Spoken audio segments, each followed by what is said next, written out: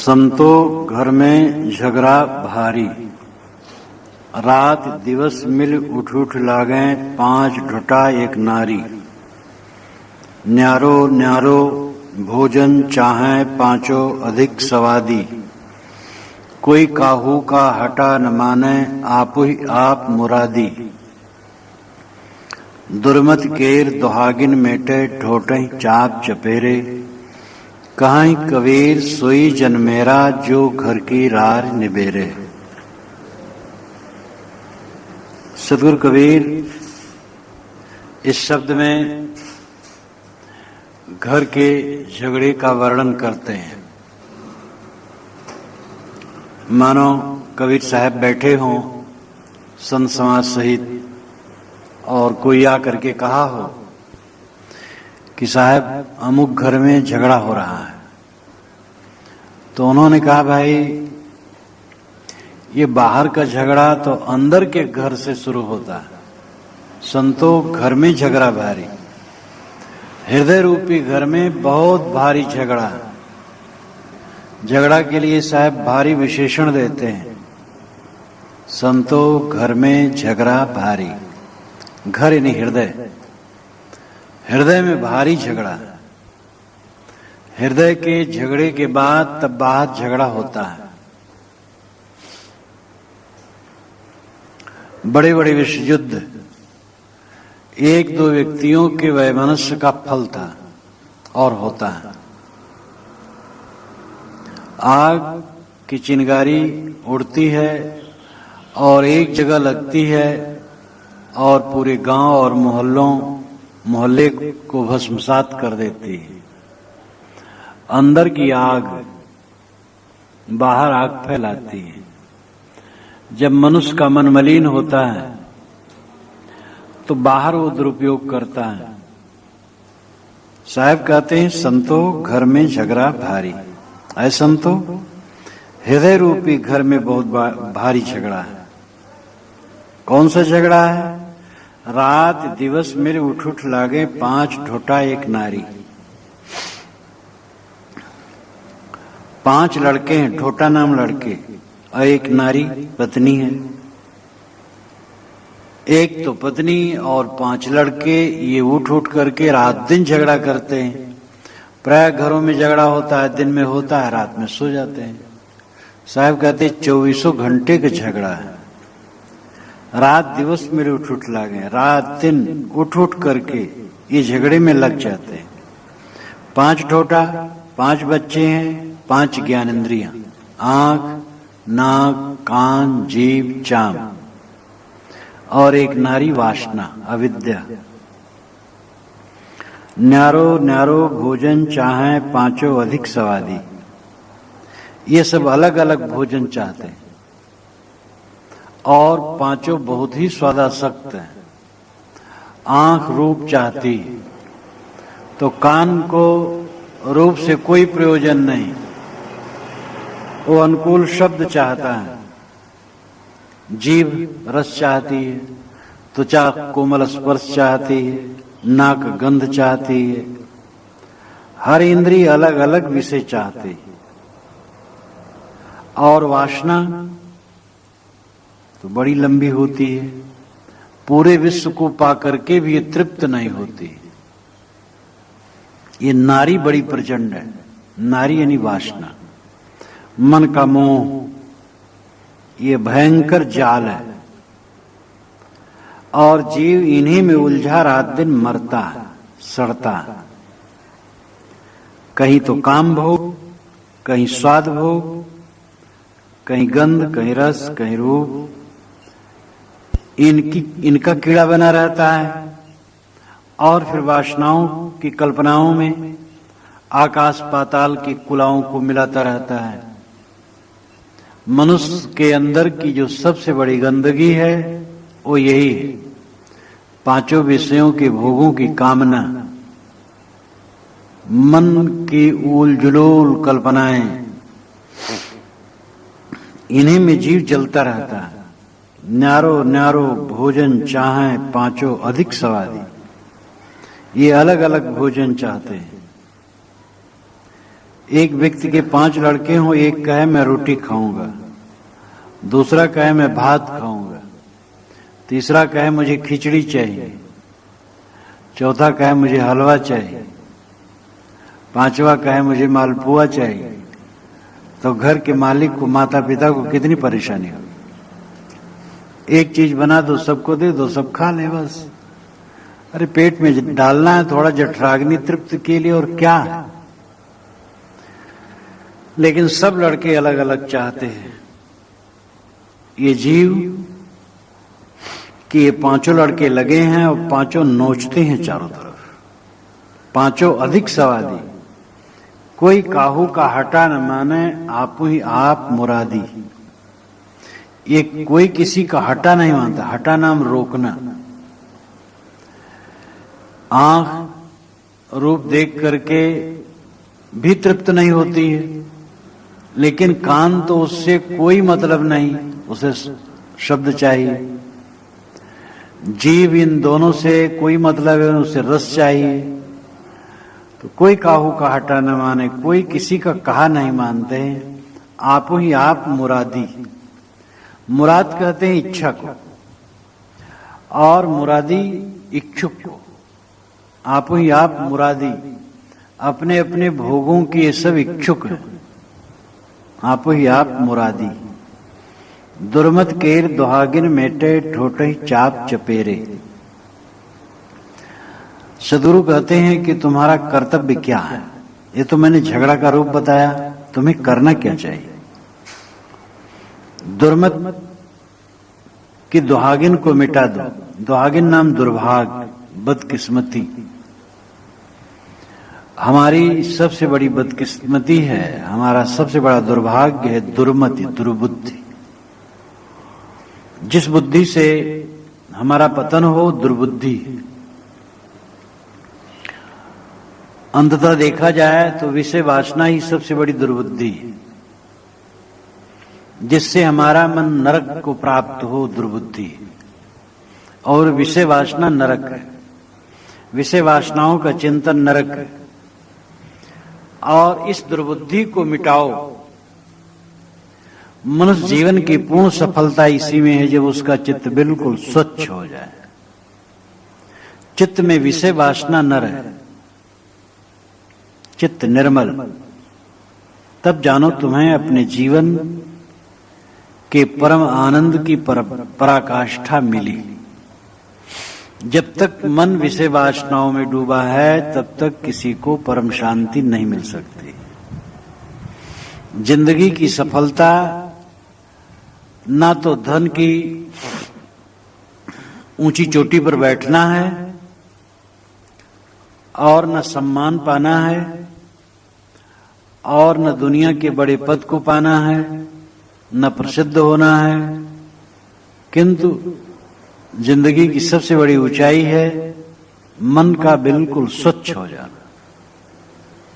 मन की निर्मलता के समान कोई ऊंचाई नहीं है, कोई सुख नहीं है, कोई शांति नहीं। ये संसार की यात्रा करते करते हम थक गए। अनादि काल से संसार की यात्रा में है, और कहीं विश्राम नहीं मिला, कहीं शांति नहीं मिली। ये यात्रा बंद होनी चाहिए, और ये यात्रा का बंद करने का मतलब है वासना की निवृत्ति, चित्त की शुद्धि। अगर चित्त निर्विषय हो गया तो संसार की यात्रा बंद हो गई। मन में काम वासना का स्मरण अगर नहीं होता है, उमंगे तरंगे वासनाएं ये शांत हो गई, तो समझ लो कि जीवन यात्रा, संसार की यात्रा पूरी हो गई और मंजिल मिल गई। कबीर उल्टा ज्ञान का कैसे करूं विचार, बैठे से ही पथ कटे, चला चली नहीं पार। कबीर साहब कहते हैं मैं उल्टे ज्ञान का कैसे विचार करूं, कैसे कहूं लोगों को। बैठने से तो पथ मिलता है, पथ कट जाता है, और चलने से पार नहीं मिलता है। चला चली नहीं पार, चल करके पार न पाओगे, बैठ जाओगे तो मंजिल मिल जाएगा। चला चली नहीं पार यानी मन के पीछे भागते भागते, वासनाओं के पीछे भागते भागते तुम्हें संतोष न मिलेगा। अनाद काल से संतोष नहीं मिला, अब क्या मिलेगा? इस जीवन में देख लो, जब से तुम होश में आए हो विषयों के पीछे भागते हो, कहां तृप्त हुए हो? आगे क्या तृप्त होगे? इसलिए बैठे से ही पथ कटे, बैठ जाओ बस रास्ता कट जाएगा। यहां बैठ जाने का मतलब है वासनाओं को छोड़ दो, इच्छाओं को छोड़ दो, मन को स्वबस कर लो, बस मंजिल मिल गई। भागोगे, अनाद काल से भाग रहे हो और तृष्णा, चिंता, उद्वेग, अशांत के सिवा तुम्हें कुछ नहीं मिला। अब आगे और क्या मिलेगा? बड़े बड़े ऐश्वर्यवान अंत में निराशा के गर्त में जाते हैं।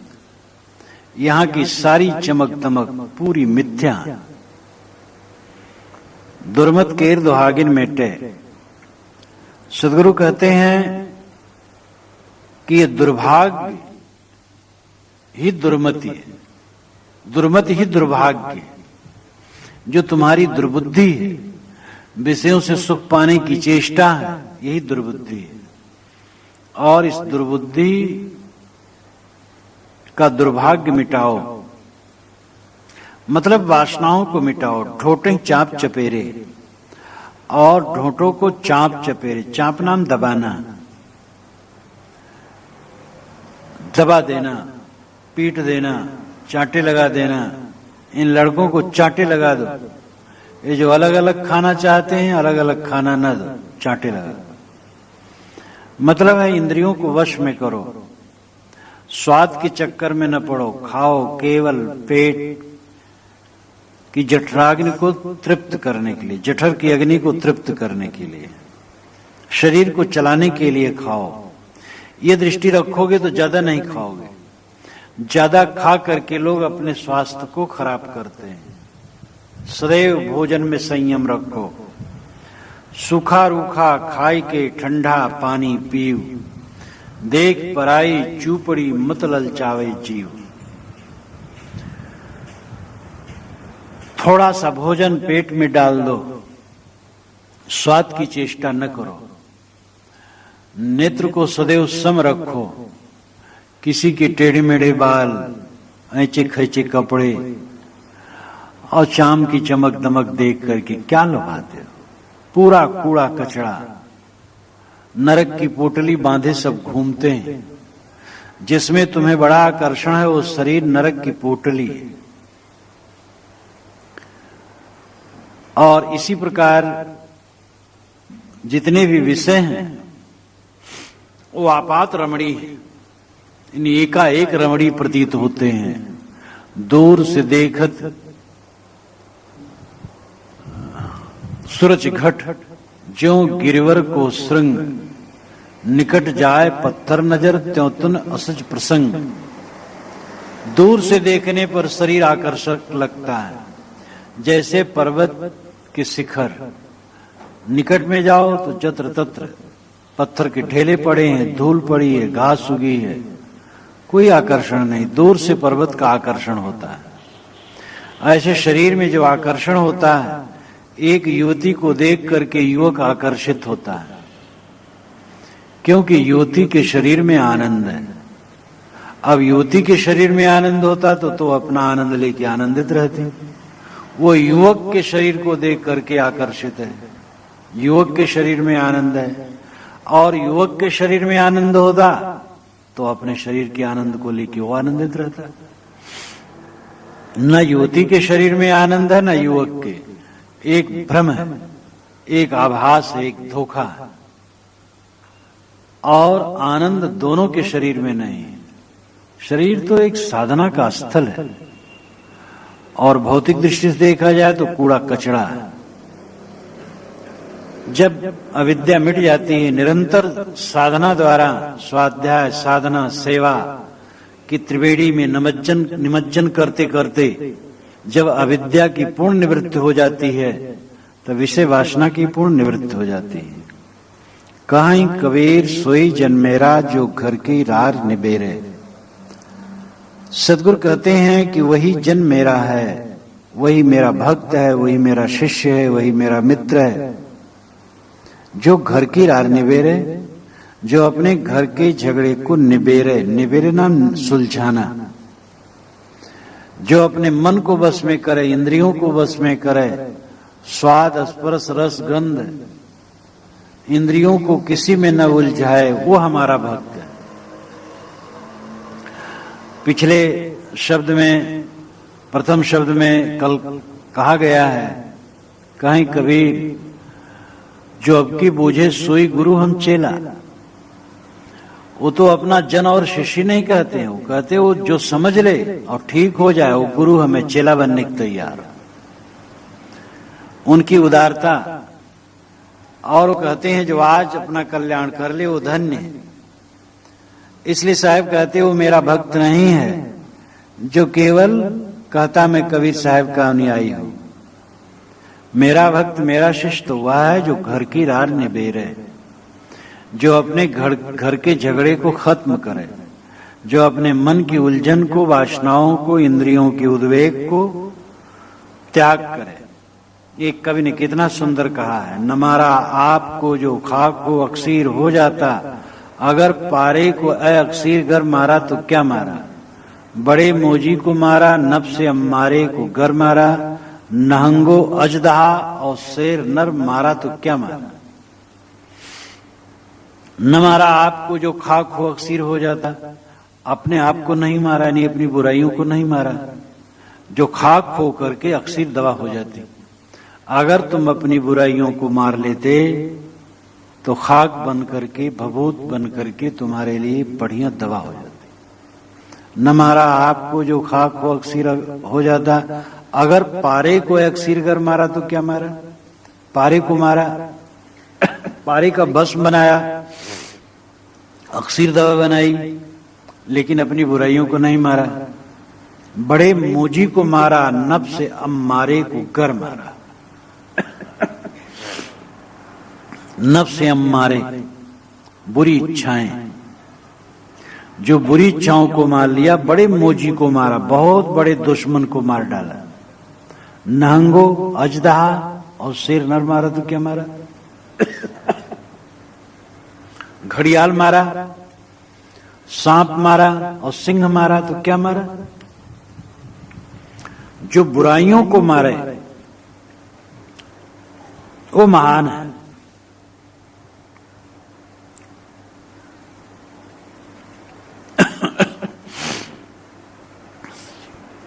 संतो देखत जग बाना, सांच कहो तो मारन धावे झूठे जग पतियाना। नेमी देखा धर्मी देखा प्रात करें स्नाना, आत्म मार पछाणे पूजे इनमें किछु न ज्ञाना। बहुतक देखा पीर औलिया पढ़े किताब कुराना, कई मुरीद तदबीर बतावें उनमें उहे जो ज्ञाना। आसन मार डिम्ब दई बैठे मन में बहुत गुमाना, पीतर पाथर पूजन लागे तीर्थ गर्भ भुलाना। टोपी पहरे माला पहरे छाप तिलक अनुमाना, साखी शब्द गावत भूले आत्म खबर न जाना। हिंदू कहें मोहिराम प्यारा, तुर्क कहें रहीमाना, आपस में दो लर मुए मरम न काहू जाना। घर घर मंत्र देत फिरत हैं महिमा के अभिमाना, गुरु सहित शिष्य सब बूढ़े अंत काल पछताना। कहीं कबीर सुनो हो संतो ई सब भरम भुलाना, केतिक कहो कहा नहीं माने सहजे सहज समाना। बहुत सरल ढंग से और सारे आडंबरों का खंडन करते हैं सदगुरु। संतो देखत जग बौराना, ऐ संतो मैं देखता हूं कि जगत के लोग पागल दिखाई देते, सब पगला गए। और पागलों के बीच में एक अगर समझदार आए तो उसकी दशा क्या हो? सब कहेंगे यही पागल है। काशी के एक विद्वान ने लिखा कि ये पागलों की दुनिया में कबीर क्यों आ गया? क्योंकि उसे ही लोग पागल कहने लग गए। ये दुनिया कबीर लायक नहीं। कबीर साहब ने कहा भी, यहां कहा और आगे भी कहा है, को अब अनुक्षहत पर दिन को नाहिन रहन हमारो, बाबू ऐसो है संसार तिहारो। को अब अनुक्षहत पर दिन को नाहिन रहन हमारो। अरे बाबू, तुम्हारा ऐसे उल्टा पलटा संसार है और तुम्हारी झंझट कौन सा है? तुम्हारे बीच में हमारी रहनी नहीं हो सकती। तो संतो देखत जग बौराना। ऐ संतो, जगत को देखता हूं तो जैसे लगता है पागल खाना है। सांच कहो तो मारन धावे, सच्ची बात अगर कहता हूं तो सब मारने दौड़ते, और झूठी बात कहता हूं झूठे जगपति आना। झूठे में लोग विश्वास करते। अगर पुत्र दिया जाए, धन दिया जाए, आशीर्वाद देकर रोग काटा जाए, मुकदमे में विजय का झांसा दिया जाए, सब विश्वास करें कि महाराज सिद्ध है। ज्ञान विचार की बात दो, सदाचार की बात दो, कहेंगे रे तो सब जानते हैं। महाराज कैसे हैं? सिद्ध हैं? कौन सिद्ध हैं? कैसी सिद्धि है महाराज को? ये प्राय लोग पूछते हैं। महाराज सिद्ध हो, आकाश में उड़ते हो, पाताल में चले जाते हो, लड़का दे देते हो, मुकदमे में विजय करा देते हो, सारा दुख दूर कर देते हो, तो महाराज सिद्ध है। पूरी झुठाई ये सब। धार्मिक लोगों ने खूब झुठाई बढ़ा रखी है और धर्म को एकदम गंदा कर दिया। 2 नंबर के धंधा से धन बढ़ता है, 2 नंबर के प्रचार से धर्म बढ़ता है। धर्म क्या है? पैसा और आदमी। पैसा बढ़ जाए, आदमी बढ़ जाए, अनुगामी बढ़ जाए, यही धर्म है। और 2 नंबर का प्रचार क्या है? चमत्कार, जो पूरा का पूरा झूठा है, छल कपट। जनता के साथ गुरुओं ने छल कपट किया है, चमत्कार की बात कह करके। चमत्कार नाम की कोई चीज नहीं। बिना कारण के कार्य हो वो चमत्कार है, और बिना कारण के कार्य होता ही नहीं। आकाश में हाथ लहराया, घड़ी आ गई। कैसी घड़ी आ जाए? घड़ी कितनी प्रक्रिया के बाद बन करके संपन्न होती है। लड्डू आ गया। लड्डू कैसे बनता है? हाथ हिलाना लड्डू बनता है। जादूगर बताते हैं जादू कुछ नहीं, केवल हाथ की सफाई, बात की सफाई, दवाई, वस्तु की बनावट, हम लोगों की कुछ जालसाजियां, जिससे हम कुछ का कुछ दिखाते हैं। जो चीज रहती वही दिखाते हैं और अन्यथा कुछ नहीं। ऐसा वो बता देते ईमानदार है। लेकिन ये धार्मिक गुरु लोग जो चमत्कार दिखाते हैं, ईमानदार नहीं,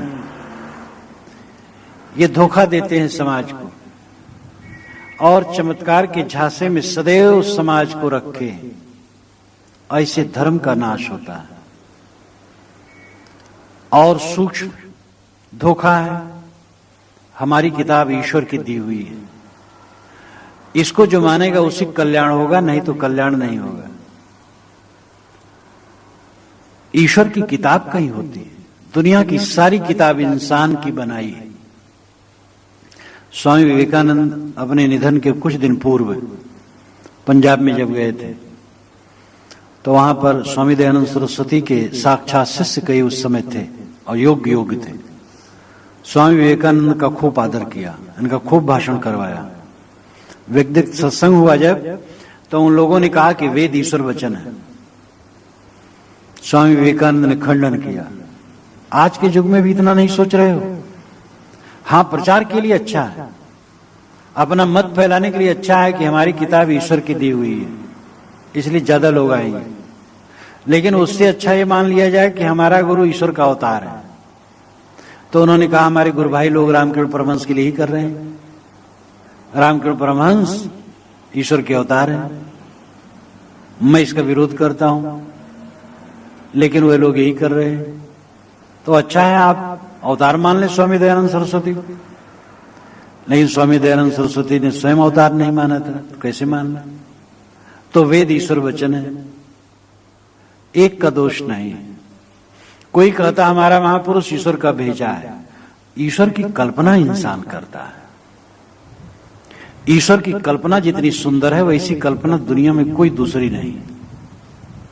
एक शक्ति जो सर्वत्र व्याप्त हो, सब जगह हो और कुछ भी कर सकती हो, इतनी बलवान हो और सब कुछ जानती हो और मंगलमय हो, कितनी बढ़िया बात है। ऐसा हो जाए दुनिया में दुख नाम की चीज न रहे, दुर्व्यवहार न हो, कोई कष्ट न हो, छुरेबाजी, जेब कतराई, राम रहीम को लेके लड़ाई, सब पाप न हो, क्योंकि वो हर जगह है और सब कुछ जानता है, पहले जानता है क्या होने वाला है, पहले रोक देगा और सर्व समर्थ है।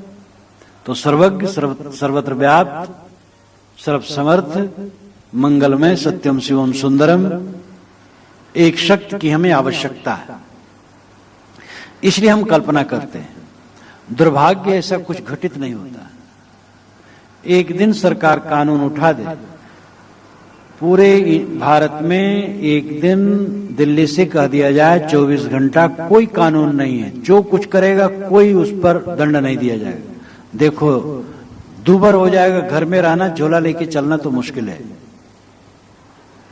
तो हमारी आवश्यकता ऐसी है, इसलिए हम कल्पना करते हैं ईश्वर की। अब ईश्वर ने दूत भी भेज दिया किसी के यहां, अपना अवतार भी आ गया, स्वयं पुत्र भी भेज दिया। ये समाज को खींचने की एक झांसा है। लेकिन इन सब बातों में संसार लट्टू है, झूठे जग पर साच कहो तो मान धावे। अगर सच्चाई कही जाए कि सारी किताबें मानव रचित हैं और सारे महापुरुष केवल मानव हैं, कोई पैगंबर नहीं, कोई अवतार नहीं, और जो तुम करोगे वही भरोगे, ये कहा जाए तो जगत के लोग मारने दौड़ेंगे। झूठे जगपतियाना, झूठी बातों में जगत विश्वास करता है, इसीलिए झूठे झूठे लोगों के बड़े बड़े दल बने हुए हैं और उन्हीं का वर्चस्व है। नेमी देखा, धर्मी देखा, प्रात करे स्नाना, आत्म मार पछाड़े पूजे, उनमें किछो न ज्ञान। साहब कहते हैं मैंने बड़े निकट से नेमियों को और धर्मियों को देखा है। धर्म और विद्या के केंद्र काशी नगरी में सदगुरु कबीर ने निवास किया था, वही उनका प्राकट्य ही है और जीवन के अधिक हिस्से वहां बीते। वो पूरे भारत में घूमते रहे, लेकिन हेड ऑफिस काशी रही। और भी घूम घूम करके उन्होंने देखा था बहुत से नेमी मिलते हैं, बहुत से धर्मी मिलते हैं। नेमी नियम का पालन करने वाले, प्रात करें स्नाना, बिल्कुल सुबह उठ करके स्नान कर लेते हैं, लेकिन वह आत्मा को मार करके पत्थर पूजते हैं। बकरा काट करके, मुर्गा काट करके, भेड़ा काट करके, भैंसा काट करके पत्थर को पूजते हैं। जिसको खुश करना चाहते हैं वो निर्जीव है और जिससे खुश करना चाहते हैं वो सजीव है। इतनी अकल नहीं। पत्थर क्या भला खुश होगा और उसको खुश करने के लिए सजीव प्राणी को काटना, इतनी अकल नहीं। साहब कहते उनमें किछो न ज्ञान, कुछ भी ज्ञान इनमें नहीं। ये कबीर साहब का साहस था, डरे नहीं, न तो रहनी में ढील थे और न कथनी में ढील थे, डरते ही नहीं थे कुछ क्या होगा, सत कहना। साहब कहते इनमें कुछ ज्ञान नहीं। बहुत था पीर औलिया, पढ़े किताब कुराना, कई मुरीद तदबीर बतावें, उनमें वह जो ज्ञान है। पीर और औलिया को भी बहुत देखा, मुस्लिम फकीरों को, मुस्लिम गुरुओं को भी देखा जो किताब पढ़ते हैं, कुरान पढ़ते हैं। बहुत बढ़िया बात है, कुरान पढ़ना चाहिए, किताब पढ़ना चाहिए, वेदशास्त्र पढ़ना चाहिए, ये गलत बात नहीं। लेकिन कई मुरीद तदबीर बतावें, मुरीद बनाते हैं, शिष्य बनाते हैं और तदबीर बताते हैं ईश्वर से मिलने के लिए, वो क्या है? ईश्वर को खुश करने के लिए गाय काटो ईश्वर के नाम पर, ऊंट काटो। ईश्वर निहायत रहम वाला और दयावान है। बिस्मिल्लाहिर्रहमानिर्रहीम, बिस्मिल्लाह, बा इस्म अल्लाह। बिस्मिल्लाह का मतलब होता है बा इस्म अल्लाह, 3 पदों को मिलकर के बिस्मिल्लाह शब्द है। बा नाम सहित, इस्म नाम नाम, अल्लाह नाम ईश्वर, ईश्वर के नाम के सहित रहमान रहीम, जो महान रहम वाला है, महान दया वाला है। जो महान दया वाला हो उसको प्राणी काट करके खुश किया जाएगा? जो दया का स्वरूप है वो निर्दयता के काम से खुश हो सकता है? अपनी जीभ लपलपाती और जीभ के स्वाद के चक्कर में पड़ करके दुनिया के धार्मिक लोग ऐसा करते हैं। बौद्ध और जैन निरीश्वरवादी, उसने ईश्वर नहीं माना, उसने किसी जीव को नहीं मारा। लेकिन जितने ईश्वरवादी मत हैं दुनिया के, ये सब ने, ईश्वर और देववादियों ने प्राणियों को काट काट करके अपने ईश्वर और देव को खुश करने की चेष्टा की। वैदिक परंपरा में यही बात थी।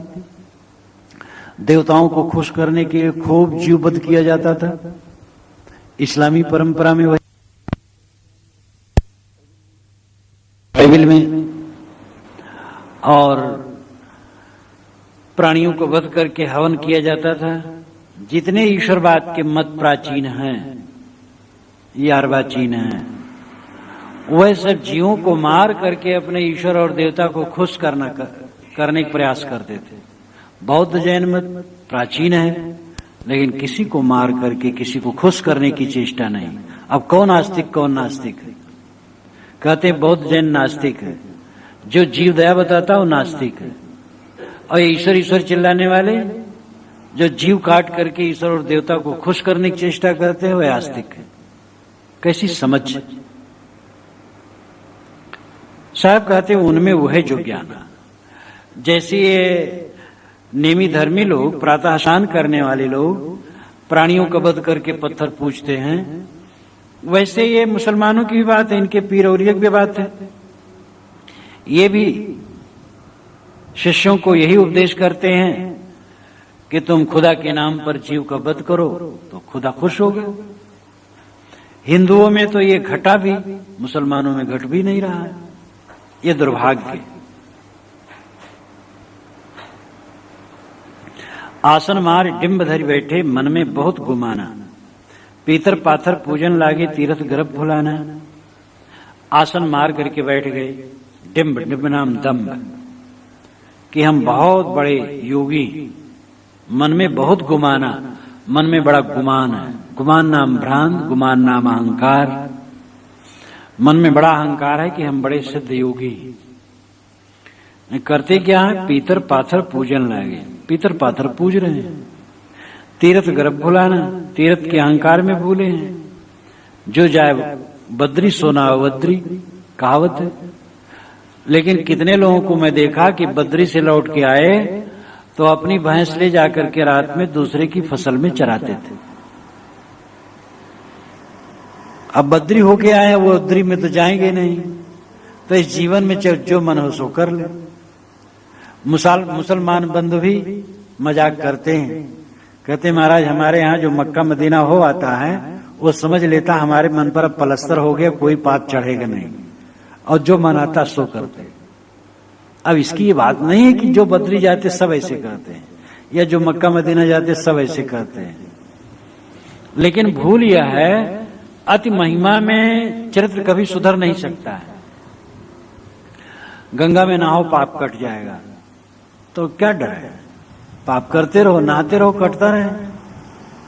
चार खाने जगजीव अपारा, अवत तजे तन नहीं संसारा। चार खाने के जितने जगत जीव हैं, अयोध्या में शरीर छोड़ दें तो उनको जन्म नहीं धारण करना, मुक्त हो जाएगा। तो अयोध्या में रह करके फिर पाप से डरने की क्या जरूरत है? काशी तो मुक्ति धाम है, चाहे जो करो, वहां मर जाओ तो मोक्ष है। और जहां हम लोग बैठे हैं, ये गंगा, अनेक योजन इधर उधर कहीं भी रहो, पाप नहीं बेधेगा। इलाहाबाद वालों को कोई पाप बेधने नहीं चाहिए, लेकिन क्या सब निष्पाप है? राम कह देने से उतना पाप भस्म होता है जितना पाप जीवन में जोर लगा करके कर नहीं सकते हो, ऐसा भी लिखा है। कितना दुर्भाग्य! ये महिमा के वचन मनुष्य का विनाश कर डाले। गायत्री जपो, सारा पाप भस्म हो जाएगा। एक दिन गायत्री जप आरंभ हुआ था, विश्वामित्र के कंठ से निकला है। ऋग्वेद का मंत्र है। ऋग्वेद में 2500 गायत्री मंत्र है। गायत्री, बृहति, पंक्ति, उष्णिक, जगती, ये सब वैदिक मंत्र हैं। विश्वामित्र विद्वान कल्पना करते हैं कि विश्वामित्र और वशिष्ठ में कलह था और वशिष्ठ से विश्वामित्र हार गए। उनको बड़ी वेदना हुई, उनको रात भर नींद नहीं लगी। आश्रम के बाहर जलाशय पर बैठे और उषा काल आ गया और उनके कंठ से मंत्र निकल पड़ा, तत्सवितुर्वरेण्यं भर्गो देवस्य धीमहि धियो यो न प्रचोदयात्। वेद में, ऋग्वेद में यही है, इतना ही। ओम भूर्भुवः स्वः पीछे में लाया गया है। 23 अक्षर होते हैं ओम भूर्भुवः स्वः में, तो बहुत अक्षर हो जाता है। लेकिन इसमें 24 अक्षर होते हैं, इसमें 23 ही है, छंद भंग है।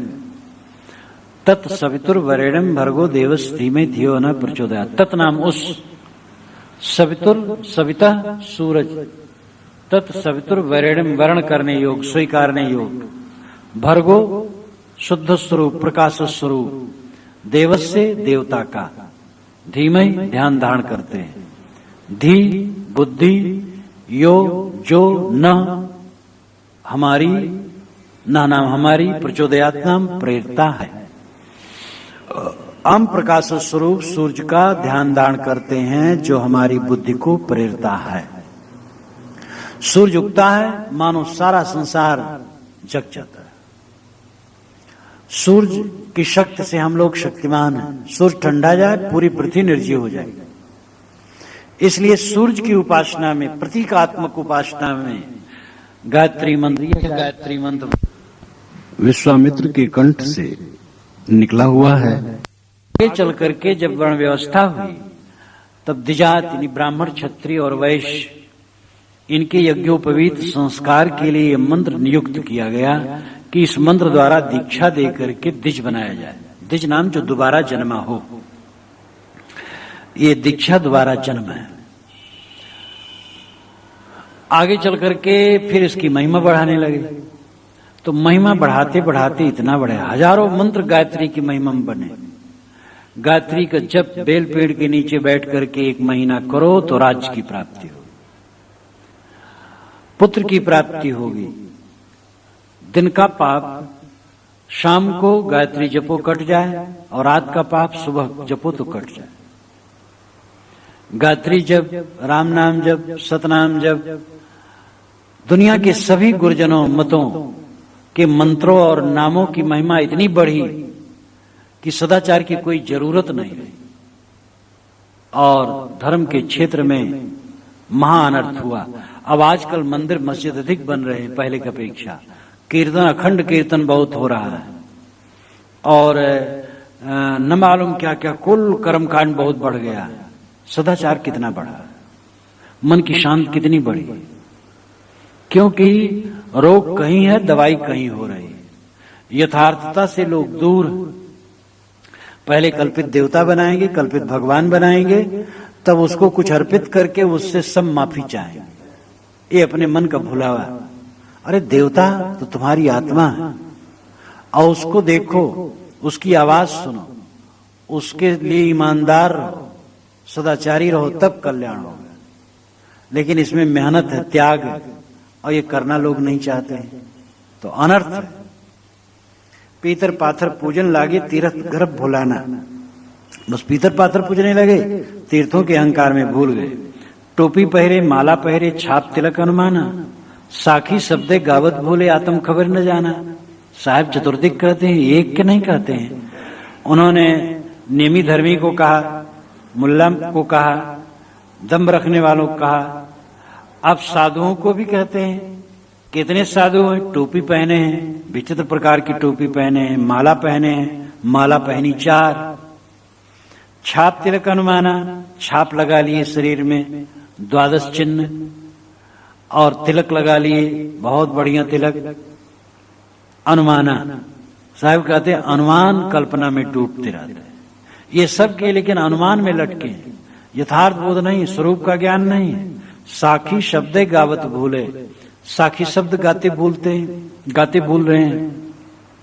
इन्हीं रात दिन साखी शब्द बोलते हैं, दृष्टांत श्लोक प्रमाण कहते हैं, ज्ञान की चर्चा खूब करते हैं, लेकिन आत्म खबर न जाना, अपने आत्मा का ज्ञान नहीं, निज स्वरूप का बोध नहीं। जिसको निज स्वरूप का बोध नहीं है उसको क्या मिला? मानव जीवन का चरम लक्ष्य है अपने आत्मा की पहचान। अपने को समझो तुम कौन हो। जिसने अपने आत्मा को पहचाना और वासनाओं को त्याग करके अपने आप को पाया, वही धन्य है। वासनाओं को त्यागने के बाद ही कोई अपने आप को पाएगा। अपने आप को पाने का मतलब है अपने आप में स्थित हो जाना।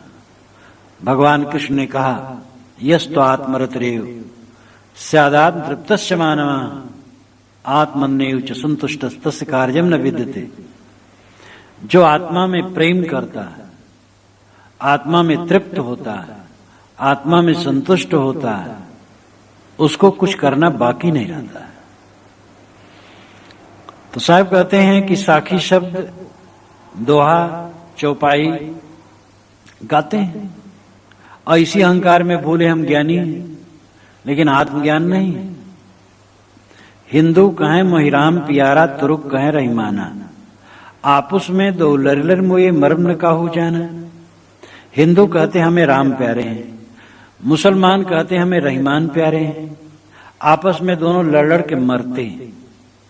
मर्म न काहू जाना, दोनों इस रहस्य को नहीं जानते हैं कि राम कह करके और रहीमान कह करके जिस भाव को हम व्यक्त करते हैं वो तत्व एक ही है। शब्दों का फर्क है और शब्दों के फर्क को लेकर के वास्तविकता में फर्क नहीं हो सकता। कोई कहता हम पानी पीते हैं, कोई कहता नहीं हम पानी कदाप नहीं पी सकते, हम वाटर पिएंगे। कोई कहता हम पानी वाटर दोनों नहीं पी सकते, हम जल पिएंगे। तो अनाड़ीपन है। ये सभी शब्दों का फलितार्थ एक है, जो एक शीतल द्रव होता है और उसी को हम सहज भाषा में पानी कहते हैं। राम समझ रहमान समझ ले, धर्म समझ ईमान समझ ले, मंदिर कैसा मस्जिद कैसी, ईश्वर का स्थान समझ ले, कर दोनों में शैर, बाबा कोई नहीं है गैर। मंदिर मस्जिद उपासना के स्थल है। वह कब दिन होगा जब मंदिर में भी मुसलमान जाएंगे और मस्जिद में भी हिंदू जाएंगे। सब भाई भाई हैं, सब मनुष्य हैं, लेकिन संकुचितता तो इतनी है कि शिव मंदिर में भी वैष्णव नहीं जाना चाहते। शिव मंदिर अगर खुला हो तो वैष्णव उधर देखना नहीं चाहते, और श्री संप्रदाय वाले तो बिल्कुल नहीं। उनका चंदन लगा हुआ है श्री संप्रदाय का, और शिव सामने दिखाई देगा, वो लिंग है, तो लक्ष्मी जी को कितनी लज्जा लगेगी। बेकार बेकार की बात। चंदन में कहीं लक्ष्मी जी बैठी। तो वैष्णव और शैव एक दूसरे को सहना नहीं चाहते। राम उपासक कृष्ण उपासक एक दूसरे को सहना नहीं चाहते। सिया सुन्नी एक दूसरे को सहना नहीं चाहते। एक भेद वाले दूसरे भेद वालों को सहना नहीं चाहते। ये कितनी संकुचितता। सीधी सादी बात है कि हम सब मनुष्य हैं और हम सबको जरूरी है सदाचार की। जीवन में सदाचार हो, मन इंद्रियां बस में हो, हर मनुष्य से प्रेम करें। परमात्मा सबके अंदर में बैठा हुआ आत्मा है। वो किसी एजेंट से नहीं मिलता, किसी दलाल से नहीं मिलता। उसके लिए दलाल की जरूरत नहीं। कोई संप्रदाय दलाल बनता है तो दुनिया को धोखा देता है। हाँ, सदगुरु की जरूरत है, उस्ताद की जरूरत है। उसके बिना तो कुछ काम नहीं चल सकता। जूता टाकना है, साइकिल का पंचर बनाना है, घड़ी और इंजन और वायुयान, टेलीविजन और जो कुछ भी बनाना है, सबके लिए उस्ताद की जरूरत, सीखना पड़ेगा। आत्मज्ञान के लिए तो गुरु की जरूरत है ही, तो गुरु की आवश्यकता है। लेकिन जो दरारी चल रही कि हमारे मत द्वारा ही वो सत्य मिलता है, हमारे मजहब से वो मिलता है, नहीं तो नहीं, ये धोखा है। तो साहब कहते हैं आपस में दो लड़ लड़ मुझे मरम न काहू जाना। ये हिंदू मुसलमान आपस में लड़ लड़ के मरते हैं और भेद नहीं समझते हैं, दोनों वही बात कहते हैं और दोनों निरर्थक लड़ते हैं। घर घर मंत्र देते फिरते महिमा के अभिमाना, गुरुओं को भी साहब चांटे लगाते हैं। घर घर मंत्र देते फिरते महिमा के अभिमाना, अपने महिमा के अभिमान में जगत गुरु हैं, बड़े गुरु हैं, बड़े प्रतिष्ठित हैं, घर घर में दीक्षा देते घूमते हैं। अच्छी बात, दीक्षा दें, लोगों को हित करें, लेकिन अभिमान में अगर भूले और स्वयं उस अवस्था में नहीं, तो गुरु सहित शिष्य बूढ़े अंतकाल पछताना। गुरु के सहित सारे चेले बूढ़ेंगे, अवंत काल में पछताएंगे।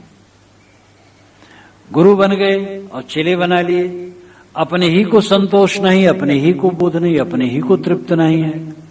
चेलों को क्या तृप्त देंगे, समाज को क्या बोध देंगे? अपने को तो मट्ठा भी नहीं मिल रहा और दूसरे को दूध दे रहे हैं। आप वही खारी खात हैं, बेचत फिरे कपूर। साहब ने कहा स्वयं नमक खाते हैं और दूसरे के लिए कपूर बेचते हैं, तो ये गुरुवाई भी काम नहीं देगी। जो घर घर मंत्र देते फिरते हैं, अपने महिमा के घमंड में भूले हैं और अपनी न रहनी पर ध्यान है, न आचार पर ध्यान है, न बोध पर ध्यान है, न अपने आप का ज्ञान है, न मन और इंद्रियों पर सुबस्ता है, तो ऐसे गुरु शिष्यों को लेकर के डूबेंगे। अंतकाल पछताना, अंतकाल में उनको पछतावा होगा। जो वर्तमान का समय है ऐसे नहीं रहेगा, अंतकाल सबका आता है। जब कोई मरता है, लटाया जाता है या उसकी लाश बैठाई जाती, महात्मा लोग ज्यादा बैठा देते हैं, सब कहते भाई मर गए। लोग आते हैं, कोई गमगीन भी होता है, कोई रोने भी लगता है। और ये दिन मेरे लिए भी आएगा आजकल में। ये जैसे मैं घूम रहा हूं, चल रहा हूं, दौड़ रहा हूं, बोल रहा हूं, स्फूर्ति तेज है, ऐसे दिन रोज नहीं रहे। यह तो बीच में चला जाएगा, यह तो धीरे धीरे बुढ़ाएगा, ढीला होगा। जब उठना होगा तो जमीन पकड़ना पड़ेगा, गांठ पकड़ना पड़ेगा, कोई हाथ पकड़ेगा तब उठ पाएंगे। ऐसा भी दिन आता है। रोग आता है, करवट नहीं बदल जाता है। कहते हैं गामा पहलवान बहुत प्रसिद्ध था, लेकिन बुढ़ापा और अस्वस्थ अवस्था में गया तो अपना हाथ रखा रहा तो यहां से उठा नहीं सकता था। तो एक दिन ऐसा आता है, वह दशा कि सब कुछ विवश हो जाता है, वो अंध दशा है। अंध दशा लिए आदमी सोई सांच बैराग। सदगुरु पूर्ण साहब ने कहा है, जो अंतिम दशा को शुरू में ले ले उसी को सच्चा वैराग है। मौत को जो सब समय देखे, संगठन में विघटन, संजोग में वियोग, अनुकूलता में प्रतिकूलता, जो उगे सो आथवे, फूले सो कुमिलाए, जो चुने सो ढही परे, जन्मे सो मर जाए। साहब कहते जो चुना जाएगा वो टूटेगा, जो उगेगा वो डूबेगा, जो जन्मेगा वो मरेगा, जो खिलेगा वो कुमिलाएगा। तो अंतिम अवस्था को जो देखता है उसका मन निर्मल रहता है। जो अंतिम दशा, अपने शरीर की अंतिम दशा को समझता हो, पहले से तैयार रहता है। मौत के समय उसे कोई भय नहीं होता। और यही जीवन की सफलता है। अंतिम रिजल्ट जब आएगा उसके लिए क्या तैयारी कर रहे हो? यहां के लिए तो खूब हासा जोशी में पड़े हो। जितना बन सके छठी छली बेईमानी ठगाई करके, धोखा देकर अपना स्वार्थ साध लो, दूसरों को बेवकूफ बनाओ, चमत्कार आडंबर पाखंड करके लोगों को बेवकूफ बनाते हैं गुरु लोग। ये सब पाप, महापाप है और शांति नहीं लेने देगा। बड़े बड़े नामधारी चमत्कार का प्रपंच किए, नाम उनका बड़ा रहा, प्रसिद्धि बड़ी रही और चमत्कार का प्रपंच किए। उनको जबकि लोग पवित्र आत्मा मानते थे, महान मानते थे और स्वयं धोखे में थे। समाज को धोखा देना, झूठ कह करके, चमत्कार बता करके। जिसमें ईमानदारी नहीं है उसमें धर्म कहां? सच्चा धर्म है ईमानदारी, सच्चाई। अंतकाल में पछताना होता है, इसलिए सावधान। कहीं कबीर सुनो हो संतो, ये सब भ्रम भुलाना। सदगुरु कबीर कहते ऐ संतो, ये सब जो ऊपर वर्णन किया गया ये सब भ्रम में है और भूल में। भ्रम और भूल ये दो शब्द प्राय साहब की वाणी में आते हैं। भ्रम का मतलब बाहर का आभास, भूल का मतलब है अपने आप के लिए बदहवासी। स्वयं के स्वरूप को न समझना भूल है और बाहर के पदार्थों में मोह माया करना ये भ्रम है। हर आदमी भ्रम और आभास में जीता है। तो साहब कहते ये सब भ्रम और भूल में पड़े हुए हैं। अपने स्वरूप को भूले और बाहर टटोलते हैं, विषयों में सुख टटोलते हैं, विषयों में नहीं पाते हैं तो देवी देवताओं में टटोलते हैं। तो अपने में संतोष नहीं होता है तो अलग से ईश्वर पाना चाहते हैं। दूर का ढोल सुहावन। आत्मा में संतोष नहीं होता है तो अलग से परमात्मा चाहते हैं। ये नहीं समझते हैं कि आत्मा ही जब शुद्ध हो जाता है तब इसी को परमात्मा कहते हैं। बाहर से कोई मिलने की चीज नहीं होती है, मिलने की चीज होती है वो छूटती है। मिलना कुछ नहीं है, छोड़ना है। एक संत जब तपस्या करके बहुत दिनों के बाद आए, शिष्यों ने पूछा महाराज आप क्या पाए तपस्या में? कहे बेटा कुछ पाया नहीं, खोया। कि महाराज ये तो अचरज लगता है, खोए तब क्या मतलब हुआ? कि यही तो मतलब है, छोड़ते जाओ छोड़ते जाओ छोड़ते जाओ, सब छूट जाए बस पा गए, फिर अपने को पा जाओगे। ये आपा ही तो परमात्मा है। प्राप्त जीव इच्छा नहीं, केवल हंत छुड़ाओ, निज स्वरूप लग दया जो दीन जानी अपनाओ। जीव को कुछ प्राप्त करने की इच्छा नहीं करना, मेहनत करो और भाग पर निर्भर रहो और जो प्रारब्ध में होगा उतना धन दौलत मिलेगा, गुजर बसर होता जाएगा, उसकी भी इच्छा न करो। और ईश्वर परमात्मा मोक्ष की इच्छा तो बिल्कुल ही न करो। वो तो इच्छा छोड़ दो, बस मिला मिला है। जहां तुम्हारी सब इच्छा निवृत्त हुई बस ईश्वर मिला मिला है, परमात्मा मिला मिला है, मोक्ष मिला मिला है। क्योंकि वो तुम्हारे स्वरूप से अभिन्न है, गुण गुणी न्याय। जल और जल का शीतत्व तो अलग अलग नहीं, ऐसे तुम्हारा परमात्मा तुमसे अलग नहीं। तो भ्रम में बद बोलो, केतिक कहो कहा नहीं माने, सहजे सहज समाना। सदगुरु कहते कितना कहो, लोग कहा नहीं मानते। सहजे सहज समाना, सहजे सहज डूबे जा रहे हैं, यानी बड़ी सरलता से लोग भ्रांति में बहे जा रहे हैं। या सहजे सहज समाना अपने तरफ भी, जो सहज समाधि कहते हैं जगह जगह, निस्वरूप में लौटो। जे कारण नर भिन्न भिन्न करें सो गुरु प्रसादे तरिया। जिस मोक्ष कल्याण के लिए लोग नाना कर्म कांड और उलझन में पड़ते हैं, उस सदगुरु के सत्संग द्वारा स्वरूप बोध पा करके सहज ही हो जाता है। सहजे सहज समाना, सहजे सहज निस्वरूप में समा जाना। जो सहज स्वरूप आपका स्वरूप है, अपना स्वरूप है, उसमें समा जाना, निस्वरूप में स्थित हो जाना। यही जीवन की चरितार्थता है। तो सद्गुरु कबीर ने पहले वाले ने तीसरे शब्द में घर के झगड़ा को निबेड़ने के लिए कहा, अपने घर के झगड़ा को मिटाओ, अपने मन के झगड़ा को मिटाओ। लड़के से न लड़ो, अपने मन को ठीक करो, लड़का ठीक हो जाए।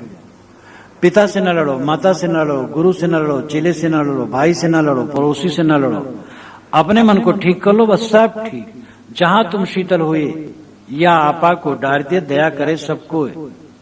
तुम अपना अहंकार छोड़ दो, सब दया करेंगे। इसलिए बाहर की झगड़े को मिटाने के लिए जरूरी है तुम्हारे अंदर का झगड़ा मिट जाए।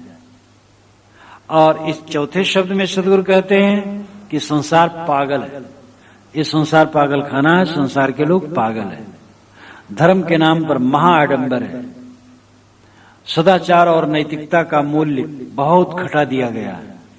नाम, मंत्र, पूजा पाठ, अमुक जगह नहाना, अमुक देव मंदिर दर्शन, बलि कुर्बानी के नाम पर जीवबद्ध और माला टोपी चंदन और साखी शब्द, केवल बाहरी चीजों में। अब साखी शब्द कितनी जरूरी है पढ़ना गुनना, लेकिन वही खाली अहंकार कर ले, साखी शब्द पढ़ने, श्लोक दृष्टांत पढ़ने गुनने और अनिधान न धारण करे तो क्या है।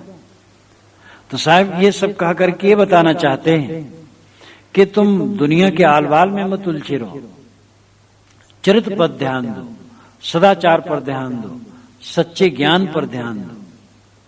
मूलतः स्वरूप ज्ञान होना चाहिए और सदाचार होना चाहिए। आत्मा को पहचानो, सदाचारी बनो, इंद्रियों को वश में करो और अपने आप की तरफ लौटो। वासनाओं का त्याग करो। वासनाओं के त्याग के बाद जब आदमी अपने तरफ लौटता है, अंतर्मुख होता है, तब उसे आत्मानुभव होता है और वही जीवन का चरम लक्ष्य है। बाहर से कुछ नहीं पाना है, जो तुम्हें पाना है वो नित्य प्राप्त है। केवल बहिर्मुखता से लौट करके अंतर्मुख होने की देरी है, बस।